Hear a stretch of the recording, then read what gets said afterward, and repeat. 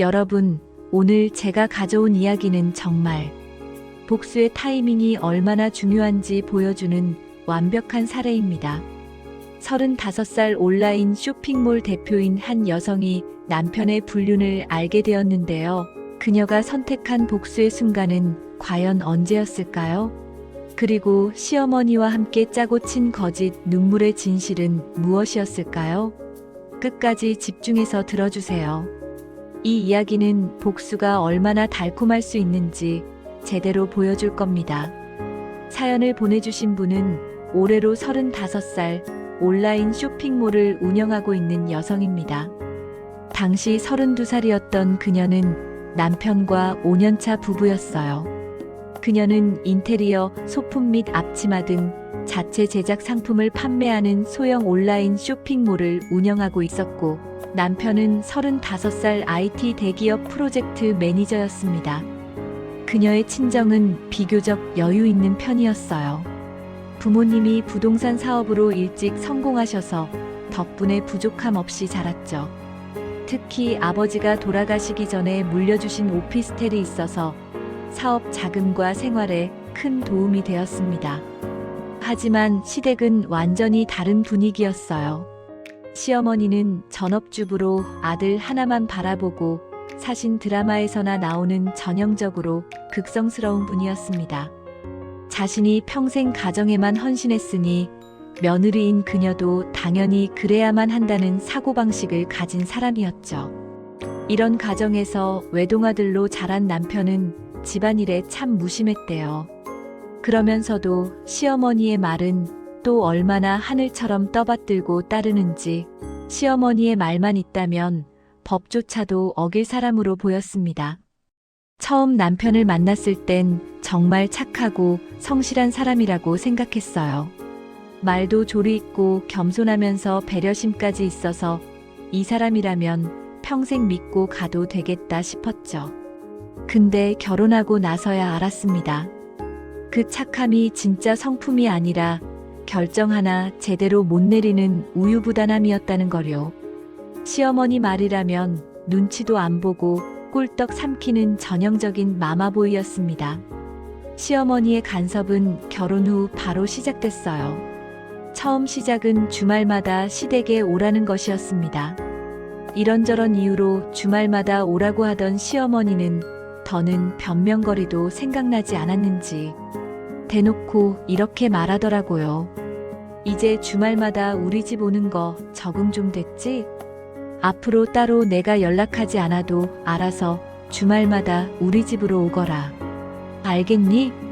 그녀는 일단 웃으며 알겠다고 하고 돌아와 다음 주부터 핑계를 대기 시작했죠. 어머님, 이번 주에 꼭 가려고 했는데 어떡하죠? 직원이 큰 실수를 하는 바람에 급하게 회사에 나가서 일 처리 좀 해야 할 것 같아요. 어머님, 제가 감기 너무 심하게 걸려서 이번 주에 못 갈 것 같아요. 괜히 어머님께까지 옮기면 큰일이잖아요.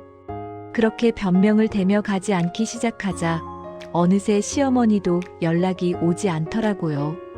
하지만 명절은 피해갈 수 없었습니다.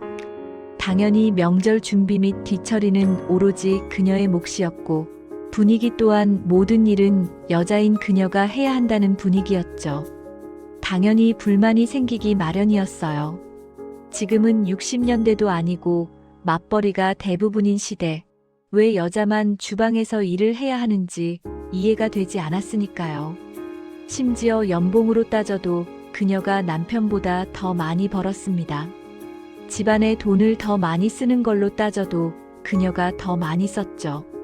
이런 불합리한 상황에서도 참으려고 노력했던 것은 남편이 중간에서 어느 정도 중재를 해줄 거란 기대 때문이었어요. 하지만 남편은 늘 같은 말로 그 상황을 외면만 하더라고요. 우리 엄마 원래 좀 별난 거 당신도 잘 알잖아. 그냥 조금만 맞춰줘라. 응? 대신 내가 집에서 더 잘할게. 당연히 남편이 더 잘하는 것은 없었습니다. 그녀는 점점 시댁만 떠올려도 지치는 상황이 되어갔고, 시어머니는 점점 더 강도 높은 핀잔을 하기 시작했어요. 심지어 그녀가 하는 사업까지 무시하며 아들의 위신을 세워주더라고요. 너 요즘 사업 좀 된다고 어깨에 힘 들어간 거 아니야? 남편 무시하지 말아야지. 사업이란 게 지금은 잘 돼 보여도 언제든 흔들릴 수 있는 거야. 대기업 다니는 우리 아들이랑은 다르잖아. 한바탕 쏟아낸 시어머니는 그때 임신 이야기까지 꺼내기 시작했죠. 그리고 임신은 도대체 언제 하려고 그러니? 지금 사업보다 임신이 더 우선돼야 한다는 걸 모르니? 여튼 똑똑한 척은 혼자 다 하면서 뭐가 중요한지를 왜 모르는 건지 난 도저히 이해가 되지 않는구나.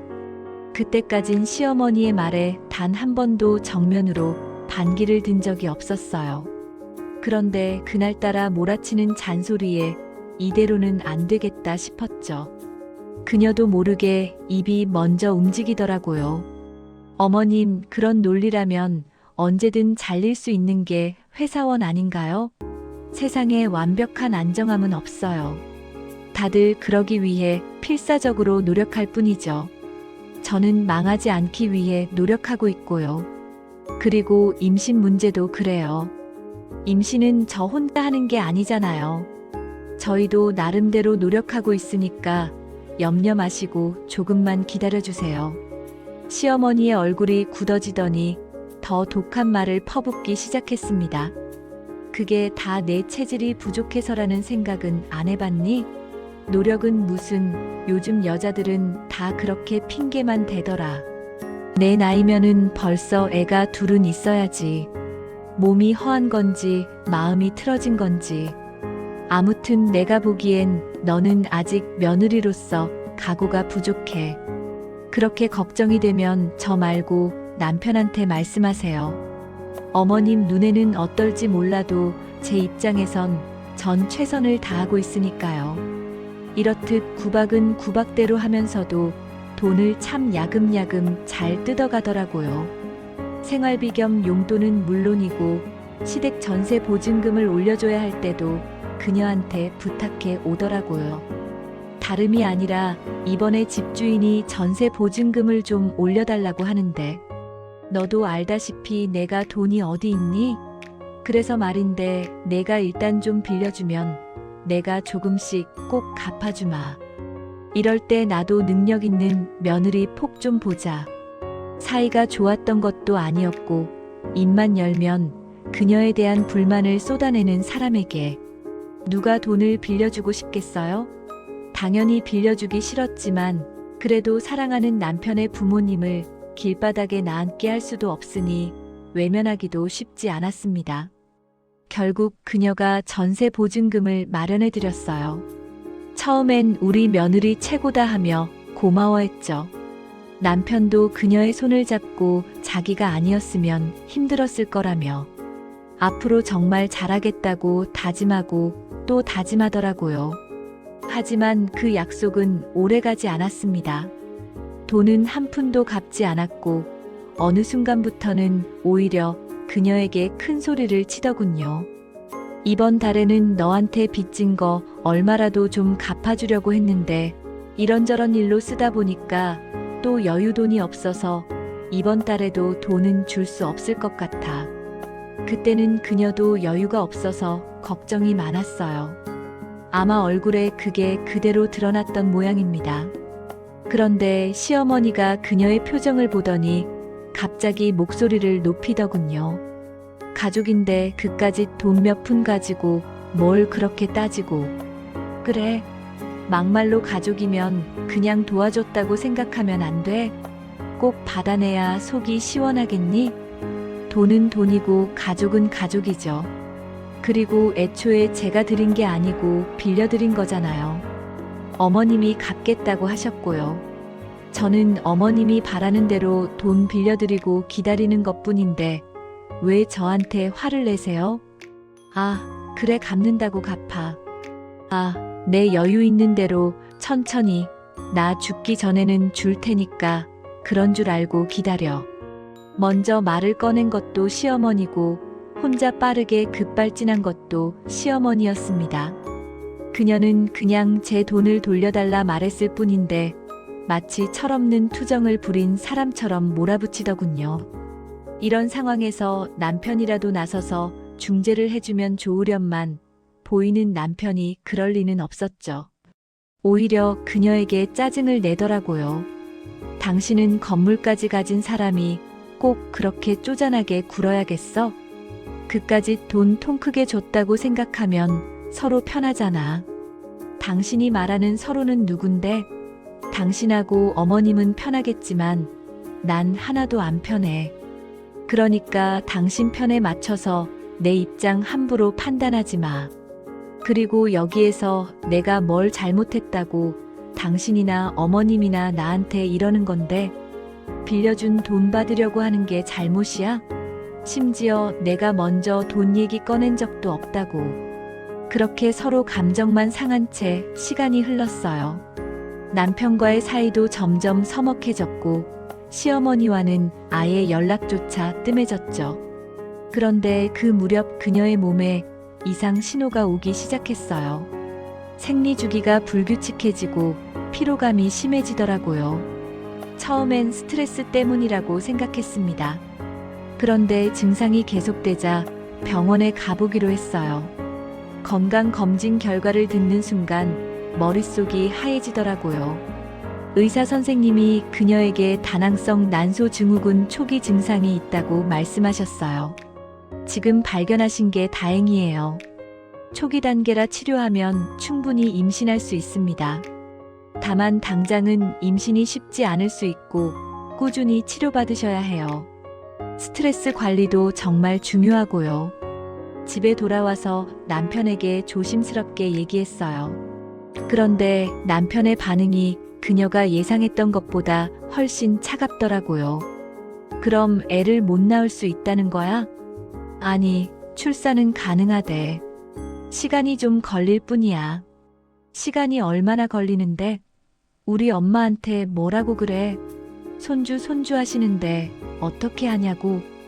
그녀는 그 순간 너무 황당했어요. 자신이 아프다는데 걱정은 안 하고 시어머니한테 뭐라고 말할지부터 걱정하는 남편이 믿기지 않았죠. 하지만 더 큰 충격은 그 다음이었어요. 남편이 시어머니에게 딱같이 전화해서 다 잃어버린 거예요. 며칠 뒤 시어머니한테 전화가 왔어요. 예상은 했지만 시어머니의 첫마디는 정말 충격적이었습니다. 너 듣자 하니 당장 임신도 힘들다고 하던데 하자 있는 거 숨기고 시집 온 거야? 그래놓고 돈 좀 잘 번다고 이제껏 그렇게 큰 소리 친 거냐고? 아니, 그게 아니라요. 저도 이번에 처음 알았어요. 결혼하기 전에는 아무 이상도 없었고 지금껏 없던 병이 갑자기 생긴 거라고요. 숨긴 게 아니라 없던 병이 갑자기 생겨. 말도 안 되는 소리 하지 마. 이미 있던 걸 숨기고 시집 온 거지. 우리 아들 인생 망쳐놓으려고 작정했구나. 시어머니는 계속해서 막말을 쏟아냈어요. 그녀가 사기꾼이라는 둥, 우리 아들 불쌍하다는 둥, 끝도 없이 비난하더라고요. 그녀는 참다 결국 목소리를 높였습니다. 어머님, 저 이번에 처음 안 거라니까요.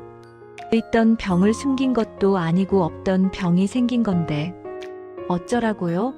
만병의 원인이 스트레스인 거 모르세요? 지금 치료하면 임신 가능하다는데. 이런 식으로 스트레스 주시면 몸에 더 큰 병이 생겨서 아예 임신 못하는 상황 올 수도 있어요. 그걸 바라시는 거 아니면 적당히 하세요. 저도 제 한 몸 챙기기도 힘들어요. 그녀가 목소리를 높이자 시어머니는 씩씩거리면서 입을 다물었어요. 하지만 그때부터였죠. 시어머니의 노골적인 구박이 시작된 게 전화할 때마다 빈정대는 말투로 그녀의 건강을 물어보고 남편한테는 따로 전화해서 뭐라고 하는지 남편의 태도도 점점 차갑게 변해갔어요. 그 무렵부터 남편이 이상해지기 시작했어요. 퇴근 시간이 불규칙해지더니 주말에도 회사 일이 있다며 자주 나가더라고요. 처음엔 정말 바쁜가 보다 했죠. 그런데 이상한 점들이 하나둘씩 보이기 시작했습니다. 회식이라고 했는데 술 냄새가 안 나는 거예요. 오히려 향수 냄새가 날 때도 있었고요. 그리고 핸드폰을 화장실까지 들고 가더라고요. 자기 전에는 항상 핸드폰을 뒤집어 놓고 카톡 알림이 오면 후다닥 확인하고 화면을 가리는 모습을 보고 결국 그녀는 남편에게 물었습니다. 요즘 왜 그래? 무슨 일 있어? 나한테 숨기는 거라도 있는 사람처럼 굴잖아. 무슨 소리야? 회사 일이 기밀사항이라 그런 건데. 아, 이거 봐. 다 회사 연락이잖아. 당신은 왜 그렇게 의심이 많아? 괜히 사람 잡을 생각하지 말고 그냥 나한테 신경 꺼. 이렇듯 이상한 점이 한두 가지가 아니었지만 그것을 외도라고 의심한 적은 단 한 번도 없었어요. 그만큼 남편을 믿었으니까요. 그러던 어느 주말이었어요. 전날 회식으로 과음했다는 남편이 늦잠을 자고 있었는데 남편 핸드폰에 전화가 계속 오는 거예요. 한 번, 두 번, 세 번. 계속 울리는데도 남편은 깨어날 기미가 없었어요. 발신자 표시를 보니 회사 차장님이라고 되어 있더라고요. 혹시 급한 업무 연락일 수도 있다는 생각에 전화를 받았어요. 그런데 전화 너머에서 들려온 목소리는 그녀를 완전히 얼어붙게 만들었습니다. 자기야, 왜 이렇게 전화를 안 받아? 오늘 우리 집에 오기로 한 거 잊었어? 혹시 와이프한테 붙잡힌 거야? 심장이 멎는 줄 알았어요. 손이 떨렸지만 그녀는 최대한 침착하게 전화를 끊었어요. 소리를 지르고 싶었지만 그러면 안 된다는 걸 본능적으로 알았죠. 증거를 확보해야 한다는 생각이 먼저 들었으니까요. 남편은 여전히 골아떨어져 있었고 그녀는 조용히 남편의 핸드폰을 들고 화장실로 갔습니다. 손가락이 떨렸지만 평소 남편이 입력하는 걸 슬쩍 받았던 비밀번호를 눌렀어요. 그리고 눈앞에 펼쳐진 진실을 마주하는 순간 정말 온몸의 피가 거꾸로 솟는 기분이었어요. 우선 차장님이라고 저장된 그 사람은 차장이 아니었습니다. 남편과 같은 회사에 다니는 동기로 그녀도 몇 번 본 적 있는 여자였어요. 심지어 남편은 물론이고 아들 둘까지 있는 유부녀였죠. 그 사실만 해도 충격적인데 대화 내용은 정말 끔찍했습니다. 자기, 이번 주말에 우리 집에 올 수 있지? 남편이 애들 데리고 시골 시댁에 간다고 해서 우리 집 빌 것 같아. 그러니까 자기도 자기 집사람한테 시댁 간다고 하고 우리 집에 와서 자고 가. 정말 그래도 돼? 그렇지 않아도 요즘 집이 아니라 지옥 같았는데. 자기 덕에 이번 주말엔 마음 편히 쉴 수 있겠네. 자기 때문이라도 우리 얼른 이혼하고 재결혼을 해야 하는데. 아 참, 내가 말했었나? 우리는 거의 합의 이혼으로 흘러가는 분위기야. 애들은 다행히 애들 아빠가 키운다고 하네. 혹시나 나한테 키우라고 하면 어쩌나 걱정했는데 얼마나 다행인지 몰라. 엄마라는 사람이 애 떼어놓는다는 말을 끝없는 키읔키읔키읔라는 말과 함께 쓰고 있더라고요. 한 가정의 아내로서도 자격 미달이었지만 두 아이의 엄마로서도 자격 미달인 사람이었습니다. 그것이 끝이 아니었어요. 상간녀가 남편에게 이혼을 닥달하는 내용도 있더라고요. 근데 자기는 언제 이혼할 거야? 이러다 나만 이혼하고 자기는 이혼 안 하는 거 아니야? 내가 방금도 말했잖아. 집이 아니라 지옥 같다고. 누가 지옥에서 살고 싶겠어? 하물며 자기 같은 여자를 두고 말이야. 나도 빨리 정리하고 싶은데 지금 타이밍이 안 맞아. 조금만 기다려줘. 내가 한 푼이라도 더 뜯어가야 자기도 돈 걱정 없이 살 거 아니야. 하긴 그 여자 돈 많다고 했지. 그래, 내가 기다릴 테니까 돈 많이 뜯어와. 그녀는 이 모든 내용을 다 사진으로 남겨 자신에게 전송했고 남편의 휴대전화엔 어떤 흔적도 남지 않도록 정리를 한 후 다시 제자리에 가져다 놓았습니다. 그녀가 모든 사실을 보고 읽는 동안에도 남편은 여전히 골이 자고 있더라고요. 그 뻔뻔한 얼굴에 찬물이라도 부어버리고 싶은 심정을 꾹꾹 눌러 참으며 냉정하게 생각하려 했습니다. 지금 당장 남편을 깨워서 따지고 싸울 수 있었죠. 하지만 그렇게 해서 자신에게 남는 것이 없다는 생각이 들더라고요. 무엇보다 증거가 부족하다는 생각이 들기도 했고, 아직은 때가 아니란 생각도 들었죠. 그래서 일단 모르는 척하기로 했습니다. 며칠 동안 평소처럼 지냈어요. 이미 찬바람이 불던 사이라 어려울 건 없더군요. 그렇게 일주일 정도 지났을 때였을까요? 그녀는 결국 시어머니에게 모든 사실을 털어놓기로 했습니다. 시어머니가 그동안 자신을 얼마나 구박했든 이건 알려야 한다고 생각했거든요. 아들이 바람을 피우고 있다는 사실을요. 평소 부부 사이에 바람만큼은 절대로 저질러선 안 되는 일이라고 강조하기도 했었기에 어렵게 내린 결정이었어요. 결심이 선 그녀는 시댁으로 찾아가 시어머니에게 모든 증거를 보여줬어요. 휴대전화에 저장해둔 대화 내용들, 통화 기록, 심지어 그 여자와 남편이 함께 찍은 사진들까지도요. 시어머니의 얼굴이 점점 하얗게 변하더라고요. 이게 대체 뭐니? 이건 우리 아들인데 옆에 이 여자는 누구야? 보시다시피 남편이 만나는 여자예요. 이 여자는 같은 회사 동기고 유부녀라고 하더라고요. 저랑도 안면이 있는 그런 사람이고요. 심지어 애가 둘이나 있는데 남편이랑 바람을 피우고 있더라고요. 시어머니도 충격이 큰 듯 한참 동안 말없이 사진만 내려다보더라고요. 그러곤 갑자기 눈물을 흘리기 시작하더니 곧장 그녀의 손을 꼭 잡더라고요. 아가야, 미안하다. 내가 우리 아들을 잘못 키웠구나. 다른 건 몰라도 우리 아들이 바람이라니. 상처 많이 받았지? 시어머니는 계속 울면서 사과했어요.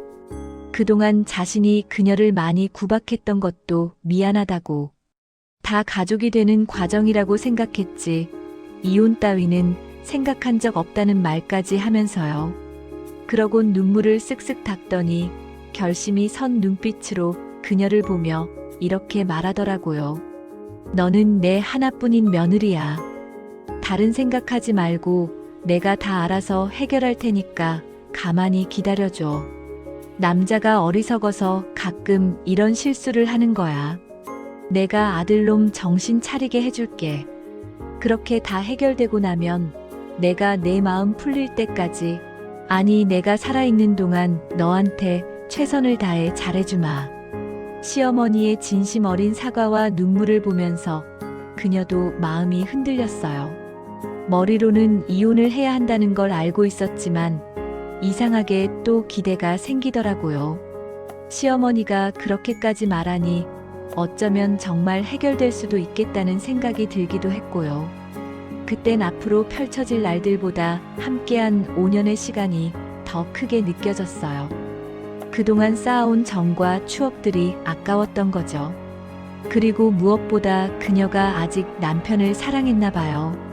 배신감과 분노 속에서도 그가 잘못을 뉘우치고 돌아오길 바라는 마음이 남아있었으니까요. 대답은 하지 않았지만 그녀가 고민하는 기색을 내보이자 시어머니는 그 찰나를 놓치지 않고 이렇게 말하더군요. 일단 너는 당분간 남편 얼굴 보기 싫을 거야. 그러니까 우리 아들을 우리 집으로 데려올게. 내가 옆에서 지키면서 헛된 짓 못하게 할 테니까 너는 그동안 좀 쉬어. 알겠지? 시어머니의 제안에 그녀는 고개를 끄덕였어요. 시어머니의 말처럼 당장은 정말 남편 얼굴이 보고 싶지 않았거든요. 그렇게 남편은 시댁에서 지내기로 했습니다. 일주일이 지났어요. 그동안 시어머니에게서 몇 번 연락이 오더라고요. 아들놈을 혼내줬다는 둥, 정신 차리게 만들었다는 둥, 계속 그녀를 안심시키는 연락이자 보고이기도 했죠. 그런 시어머니의 노력에 그녀도 조금씩 마음을 추스르고 있었습니다. 그러던 어느 날이었어요. 그날은 남편 짐을 좀 더 가져다 주려고 시댁에 가게 되었습니다. 겨울 옷가지랑 남편이 필요하다고 했던 서류 몇 가지를 챙겨서요. 초인종을 누르려는데 안에서 소리가 들려 그녀도 모르게 손이 멈추더라고요. 목소리의 주인공은 시어머니와 남편으로 잠깐 들어도 그녀와 관련이 있는 대화였습니다. 그녀는 현관문을 살짝 열고 들어가 대화를 녹음하며 엿듣기 시작했어요. 그동안 저런 거 데리고 사느라 내가 고생이 많았다. 뺏을 거 다 뺏고 이혼하거라. 이런 시어머니의 발언에 순간 심장이 멎을 것 같더라고요. 눈물까지 흘리며 그녀를 설득하던 모습이 떠올라 그녀는 더욱더 귀를 기울이고 두 사람의 대화에 집중했습니다. 그게 쉽지 않다니까. 무슨 여자가 뭐 그렇게 쪼잔하게 구는지 자기 아빠가 준 건 단 한 푼도 나한테 쓰지를 않는다니까. 그런 사람한테 어떻게 재산을 뺏어오겠어? 못할 건 또 뭐 있어? 이 엄마를 좀 팔아. 내 집사람 그렇게 사이가 안 좋았어도 전세 자금도 받아내고 지금 너도 우리 집에서 지내게 해줬잖니. 다 말만 잘하면 되는 일인데 너는 왜 그걸 못해서 일을 이렇게 힘들게 만드는 거냐고. 한바탕 남편에게 잔소리를 늘어놓은 시어머니는 한숨을 크게 내쉬더니 다시 말하기 시작했어요. 일단 내 집사람 마음 좀 풀리고 나면 집에 들어가서 나 죽었어 하고 처박혀 있어. 그러다가 일단 상간녀랑 끊어냈다는 핑계로 회사부터 그만두고 사업 자금 대달라고 하면서 돈 빼달라 말이야. 건물 자체로 넘겨받으면 좋겠지만 크게 안 되면 건물만 고집하지 말고 돈이라도 받아야 할 거 아니니? 그게 쉽게 될까? 아, 그러니까 무조건 비는 거 아니야. 이번에 보니까 헛독이야. 내가 울면서 비니까 잭소리도 못하고 눈만 껌뻑껌뻑하고 있더라니까. 그러니까 일단 너도 그 마음부터 풀어놓고 뭘 해도 하라 말이야. 쇼핑몰도 그래. 공동사업자 대표자 변경 같은 것도 기분 좋을 때 슬쩍 말 꺼내보라고. 그렇게 얼른 받아낼 거 받아내고 이혼해. 그녀의 다리가 후들거렸어요. 벽에 기대지 않았으면 그 자리에 주저앉았을 거예요. 대화는 계속 이어졌습니다. 그러면 엄마가 빌린 돈은 어떻게? 전세금 말이야. 그걸 왜 갚아? 애초에 줄 생각도 없었어. 애도 못 낳은 돈을 왜 줘? 우리가 돈을 갚을 게 아니라 오히려 우리가 위자료를 받아야 하는 입장인데. 일말의 기대마저 완전히 사라지고 증오만 남았어요. 그녀는 조용히 뒤돌아서서 그 집을 나왔습니다. 차에 타자마자 눈물이 쏟아졌어요. 하지만 울면서도 그녀는 냉정하게 생각했어요. 이제 더 이상 망설일 이유가 없었죠. 그날 바로 변호사를 찾아갔어요. 녹음 파일과 그동안 모아둔 모든 증거를 보여주며 상담을 받았습니다. 변호사님은 증거가 완벽하다며 이혼은 물론이고 위자료와 시어머니가 빌려준 돈까지 전부 받아낼 수 있다고 했어요. 그녀는 변호사를 선임하고 복수를 준비하기 시작했습니다. 그리고 완벽한 타이밍을 기다리고 있는데 남편이 집에 돌아왔더라고요. 그러곤 시어머니에게서 먼저 연락이 오더군요. 내가 아주 혼쭐을 냈어. 다신 그 여자랑 사적으로 만나는 일도 없을 거라고 약속했고 말이야. 반성 많이 하고 있다고 하니 너도 지켜봐줘라. 알겠지? 시어머니의 작전대로 집으로 돌아온 남편은 집에 들어오자마자 그녀 앞에서 무릎을 꿇고 빌기 시작했습니다. 여보, 내가 진짜 미안해. 내가 정신이 나갔었지. 괜히 몸도 힘든 당신한테 이런 짓까지 하고 말이야. 다시는 이런 짓 없을 거라고 맹세할게. 나 한 번만 용서해줘. 눈물까지 글썽이며 사과하는 남편의 모습을 보면서 시댁에서 들었던 대화가 머릿속을 스쳐 지나갔어요. 불쌍한 척, 반성하는 척 하라던 시어머니의 말이요. 하지만 그녀는 아무것도 모르는 척 연기를 시작했습니다. 됐어. 나도 잘한 거 없는데 뭘. 지나간 일은 묻고 우리 앞으로 잘 지내보자. 아니, 잘 지내도록 노력하자. 남편은 그녀가 자신을 용서했다고 생각한 모양이었어요. 얼굴이 환해지더니 그녀를 꼭 안았죠. 고마워, 여보. 정말 고마워. 앞으로 정말 잘할게. 내가 다 할게. 그날부터 남편은 정말 달라진 것처럼 행동했어요. 아침마다 일찍 일어나서 아침 식사를 준비하고 퇴근하면 설거지하고 주말에는 청소까지 도맡아 했죠.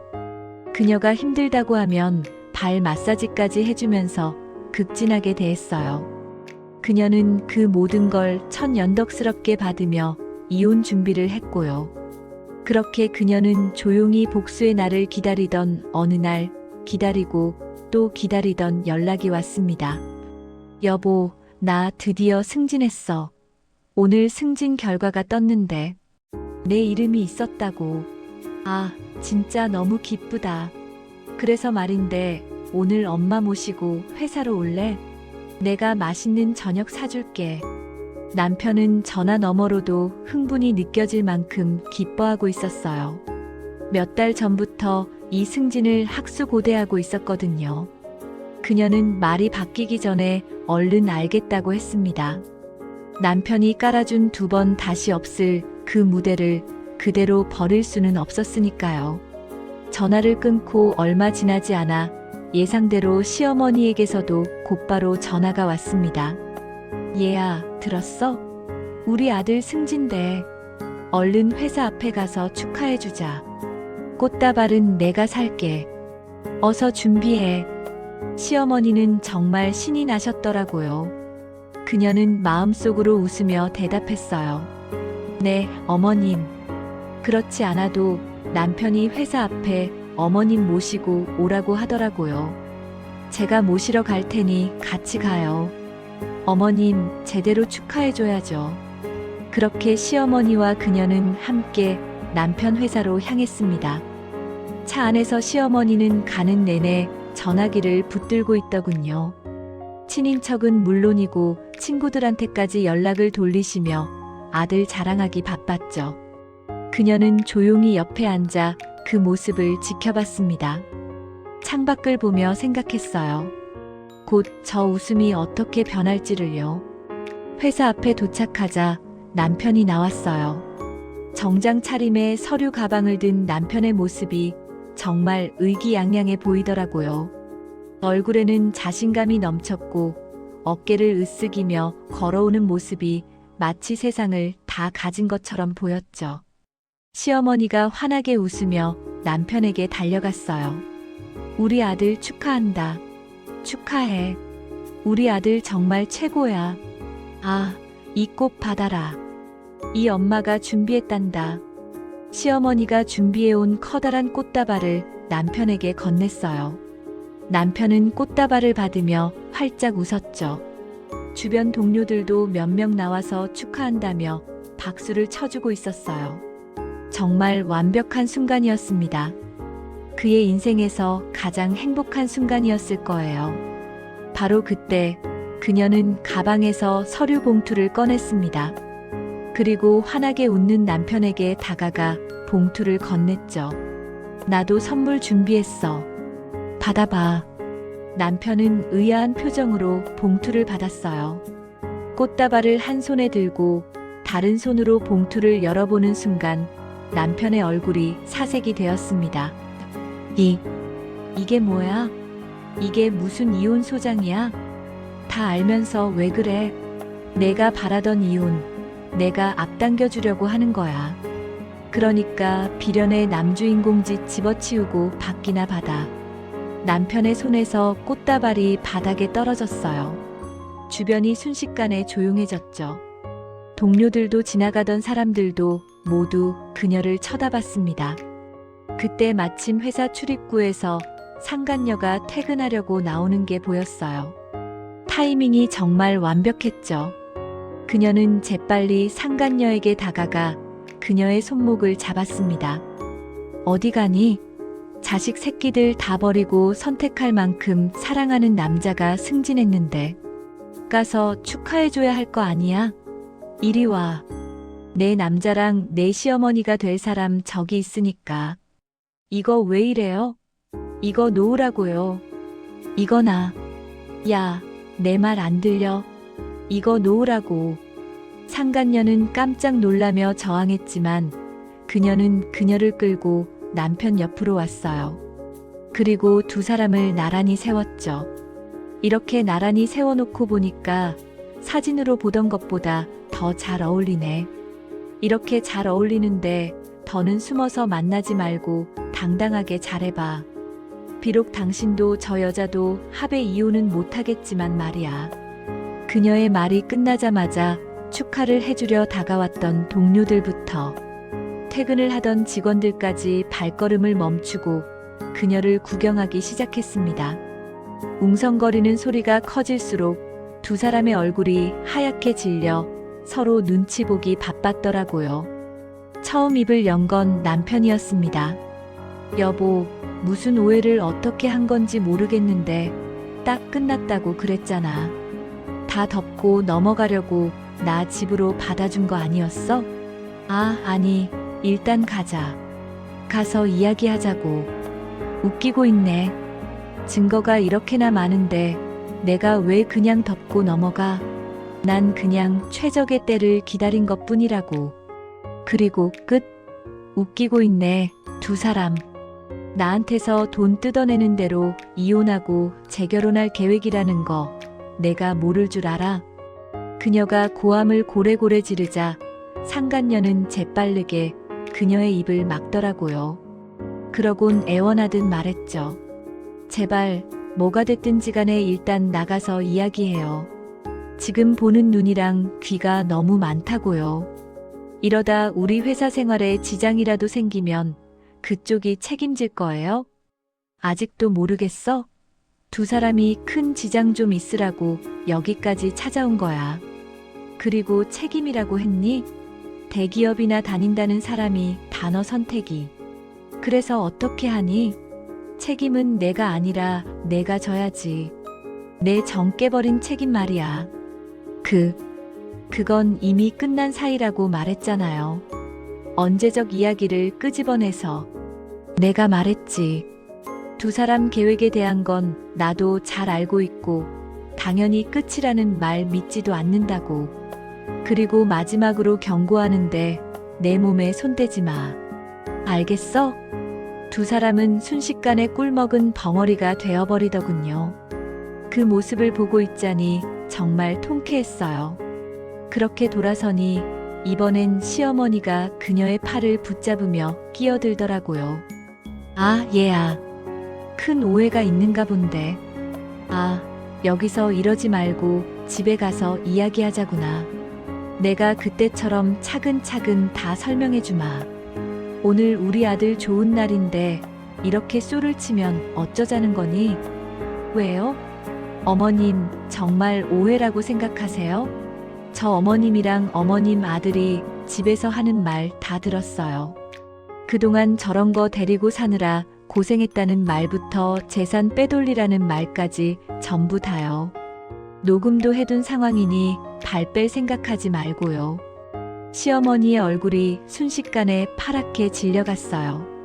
그녀가 그 대화를 녹음했다는 걸 전혀 예상하지 못했던 모양이더라고요. 그건 내가 너무 화가 나서 한 말이야. 진심이 아니었어. 정말이야. 진심이 아니었다고요? 그래서 재산 증여받으라고 공동 사업자 만들려고 불쌍한 척하라고 한 게 다 진심이 아니었다는 거예요? 그리고 제가 빌려드린 전세 자금도 애초에 갚을 생각 없었다고 한 것도 진심 아니었어요? 계속되는 그녀의 추궁에 시어머니는 고개를 숙였고 마지막으로 시어머니에게도 경고를 해준 뒤 그 자리를 떠났습니다. 애도 못 낳는 물건이라고 그렇게 구박을 하더니 제 재산은 탐났나 보네요. 어쨌든 지금 이혼 소송은 물론이고 상간녀 소송, 그리고 대여금 반환 청구 소송도 할 예정이니까 그런 줄 알고 기다리세요. 미리미리 돈도 마련해 두고요. 그 자리를 떠나오면서 뒤를 돌아보니 남편과 시어머니 그리고 상간녀가 멍하니 서 있더라고요. 회사 동료들은 다들 놀란 표정으로 그 광경을 지켜보고 있었고 누군가는 계속 영상을 찍고 있었어요. 그녀는 차에 타서 시동을 걸었습니다. 백미러로 보니 시어머니가 남편한테 뭐라고 소리를 지르고 있더라고요. 아마 그녀한테 화풀이 하려다가 안 되니까 남편한테 하는 모양이었어요. 상간녀는 그 자리에서 주저앉아서 울고 있었고요. 완벽한 그림이었습니다. 바로 그날 그녀는 이혼 소송과 대여금, 반환 청구 소송을 동시에 진행했어요. 상간녀를 상대로 한 손해배상 청구 소송도 같이요. 변호사님과 이미 준비해둔 서류들을 법원에 접수했죠. 모든 증거가 완벽하게 갖춰져 있었으니까요.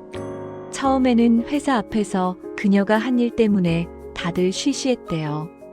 대기업이다 보니 관리 차원에서 조용히 넘어가려고 했던 것 같아요. 하지만 이미 너무 많은 사람들이 봤고 영상까지 찍혀서 회사 내부 메신저로 돌아다니기 시작했죠. 남편과 상간녀에 대한 추문이 삽시간에 퍼져나갔습니다. 그런데 각종 소송들이 정식으로 진행되자 더 이상 회사 내에서도 쉬쉬할 상황이 안 됐어요. 법원에서 회사 인사팀으로 공문이 날아왔고 두 사람의 근무 태도와 관계에 대한 조사까지 들어갔거든요. 며칠 후에는 더 큰 사건이 터졌어요. 모든 사실을 알게 된 상간녀의 남편이 회사에 찾아온 거예요. 그녀가 미리 연락을 드렸거든요. 증거 자료까지 전부 보내드렸죠. 상간녀의 남편은 회사 로비에서 난리를 쳤다고 하더라고요. 결국 남편과 상간녀는 상간녀 남편을 제재하기 위해 로비까지 나가게 되었고 그곳에서 두 남자의 주먹 따짐으로 이어졌다고 합니다. 결국 경찰까지 출동하는 소동이 벌어졌다고 하더군요. 일이 그렇게 커지자 두 사람은 더는 회사 내에서 얼굴을 들고 다니기 힘든 지경이 되었습니다. 정식으로 해고가 된 것은 아니었지만 동료들의 눈치와 뒷담화로 인해 쫓겨나듯 회사를 나왔다는 소식이 들어왔죠. 더 웃긴 것은 남편이 회사를 나갈 때 동료인 상사에게 이런 말을 하며 큰 소리를 쳤다는 것이었어요. 이까짓 거 안 다니면 그만이야. 나는 원래 사업 체질이라고. 이제 사업할 거야. 두고 봐. 나 없으면 이 프로젝트 누가 돌릴 건데 후회하지 마. 남편이 없으니 프로젝트는 더 잘 마무리되었고 사업은 돈이 없어 할 수 없는 신세였죠. 하지만 취업도 할 수 없었습니다.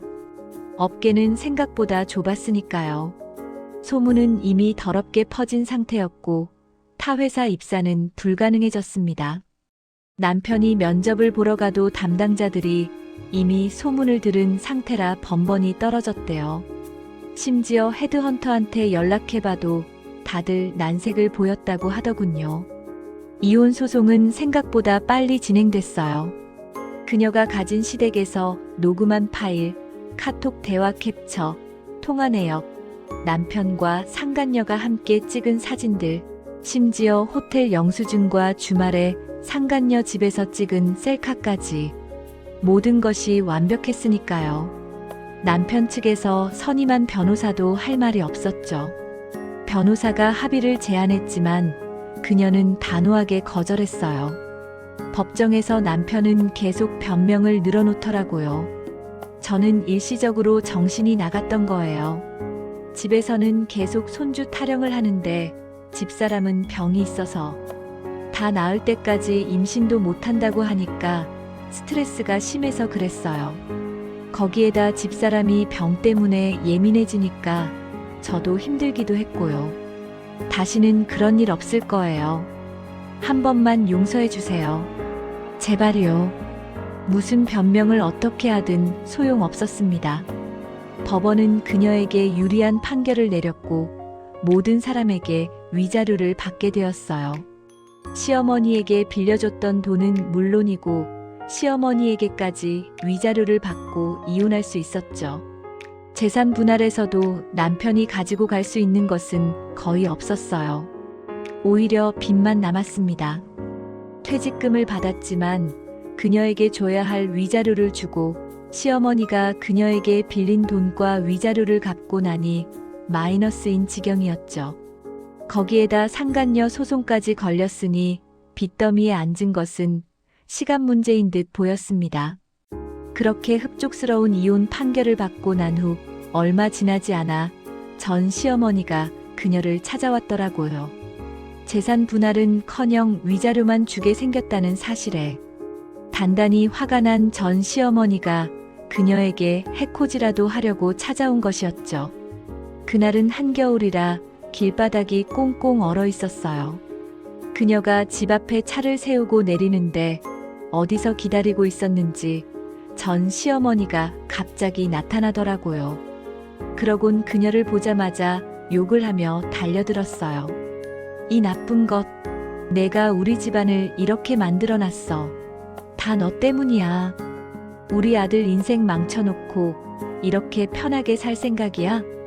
그렇게 고함을 지르며 그녀의 머리채를 잡으려고 손을 뻗는 순간 균형을 잃은 전 시어머니가 그대로 빙판에 미끄러졌어요.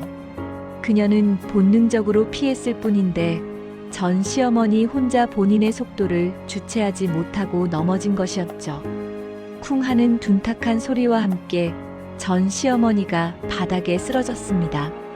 전 시어머니는 허리를 잡고 괴성을 지르면서도 그녀에 대한 원망을 멈추지 않더라고요. 이것이 날 밀었어. 다들 봤지? 이것이 날 일부러 밀었다고. 하지만 그녀의 집 앞에 설치된 CCTV가 모든 걸 다 찍고 있었죠. 그녀는 한 발짝도 움직이지 않았고 전 시어머니가 혼자 달려들다가 미끄러진 게 명확하게 나왔어요. 그녀는 곧바로 구급차를 불렀고 전 시어머니는 병원에 실려갔습니다. 의사 말로는 허리 디스크가 심하게 파열됐고 척추뼈에도 금이 갔다고 했어요. 수술도 받아야 하고 계속 치료가 필요한 상황이라고 했죠. 당연히 병시중할 사람도 필요하고요. 입원 기간도 최소 몇 달은 걸릴 거라고 했어요. 퇴원 후에도 혼자서는 거동이 힘들 거라는 진단까지 나왔고요.